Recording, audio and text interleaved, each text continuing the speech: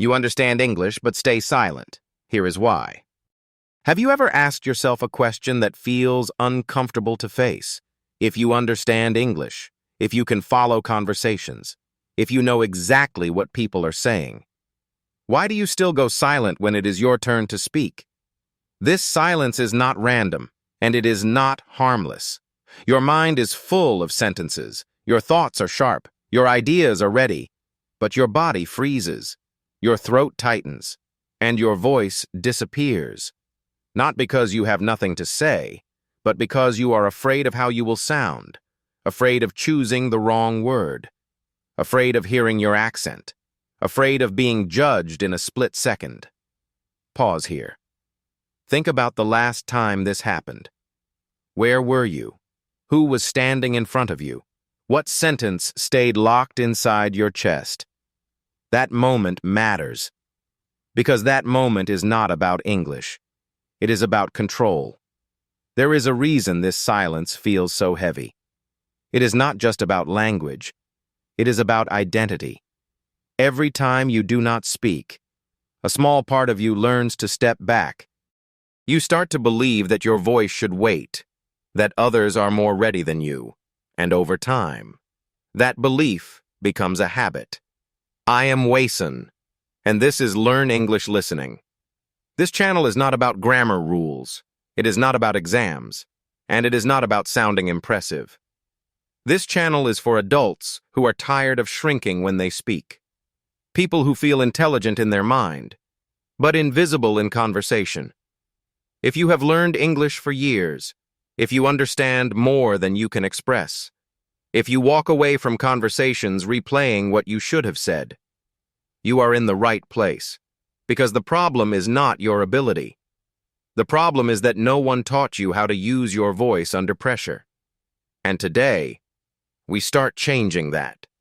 Before we continue, tell me in the comments, when was the last time you wanted to speak English, but chose silence instead?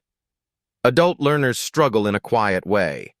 You are not confused, you are overloaded. Your mind carries too many rules, too many corrections, too many warnings collected over the years. You listen carefully, you understand quickly, but before you speak, your brain starts translating everything. Word by word, sentence by sentence, you search for the correct tense, the correct structure, the correct sound, and while you are preparing the perfect sentence, the moment disappears. Then the inner voice appears. What if I say it wrong? What if they hear my accent? What if I sound less intelligent than I really am? So you stay quiet. Not because you are lazy, not because you are weak, and not because you do not care. You stay quiet because you were trained to. Most learning systems reward correctness. They punish mistakes. They teach you to wait. They never teach you how to move while imperfect. They never teach you how to speak before confidence arrives. That is why this pain feels heavier as an adult. You know enough to see the gap between what you think and what you are able to say. This gap creates frustration, then self-doubt, then silence. The hardest part is not the fear itself. The hardest part is what fear does over time. It teaches you to stay invisible, to listen more than you speak, to doubt your own timing. You begin to rehearse conversations that never happen. You replay moments after they pass. This creates exhaustion, not mental, emotional. And when you feel tired enough, you stop trying. Listen carefully now. There is nothing wrong with you. Your brain is doing exactly what it was trained to do. The training focused on avoiding mistakes, not on expressing meaning. So the problem is not your intelligence, and it is not your effort. The system failed to teach you how to act under pressure. And once you see this clearly, you stop blaming yourself.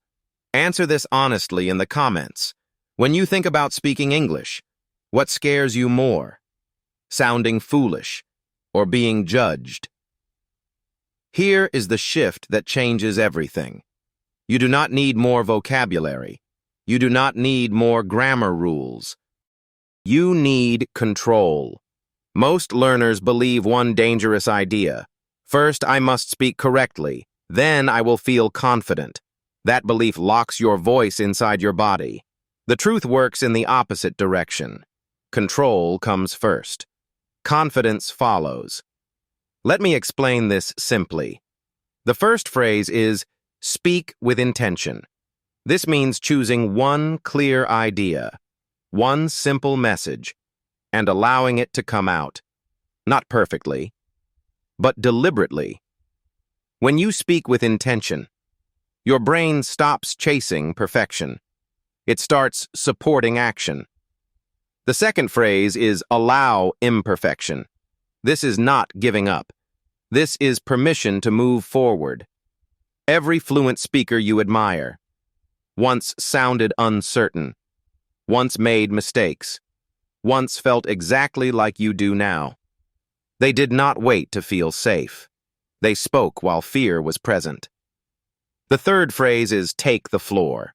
This means claiming space calmly, not apologizing for your voice, not shrinking your presence. You speak, you stay, you finish your thought. This is not about language skill. This is about self-trust. Control does not mean forcing your voice. It means guiding it. When you choose intention over perfection, you simplify the task. Your mind no longer asks, is this correct? It asks, is this clear? That single shift reduces pressure instantly. Language becomes movement, not a test. And when language moves, fear loses its grip. This is the moment where understanding turns into a real decision, not an emotional promise, not motivation that fades tomorrow. A quiet decision you make with yourself. I will speak even if it is not perfect. I will stop translating every word in my head. I will allow my voice to come out as it is. This decision does not feel dramatic, but it is powerful. Because the moment you stop fighting yourself, your body responds, your shoulders loosen, your breathing slows down, your voice becomes steadier. You are no longer asking for permission to speak. You are taking responsibility for your presence. This is what mature confidence feels like. It is calm. It is grounded. It does not rush to prove anything. You speak one sentence, then you pause. You do not panic in the silence. You let it exist. You let your accent exist. You let your rhythm exist. And something unexpected happens. People stay with you, not because your English is flawless, but because you are present, because you are not hiding. Many people wait for confidence to appear. But confidence is not a feeling. It is a byproduct. It comes after action, not before. Each time you speak despite discomfort, your nervous system learns something new. It learns that nothing breaks, that you are still safe. This is how courage grows, quietly, repeatedly. This is the moment many learners cross an invisible line. They stop being observers. They stop waiting to be correct. They become participants in the conversation. They become speakers. Think about this carefully. The next time you speak English, what will you stop doing? Here is what truly matters in the long run. You do not need to become someone else to speak English well.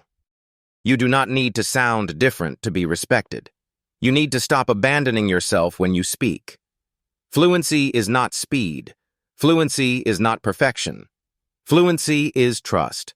Trust in your message. Trust in your breath. Trust in your right to take space. This kind of trust is not built overnight. It is built quietly. One sentence at a time. One conversation at a time. Some days you will speak clearly. Some days you will hesitate. Both are part of the same path. What matters is that you do not disappear again. Each time you speak, your voice becomes more familiar, not to other people, but to you. And when your voice feels familiar, fear loses its grip. At this moment, you stand between comfort and growth. Comfort feels safe. Growth feels uncertain. But growth is where your voice lives. If this video gave you something honest, stay with us. This channel is not about sounding impressive. It is about sounding real. We will keep walking this path together, one voice at a time.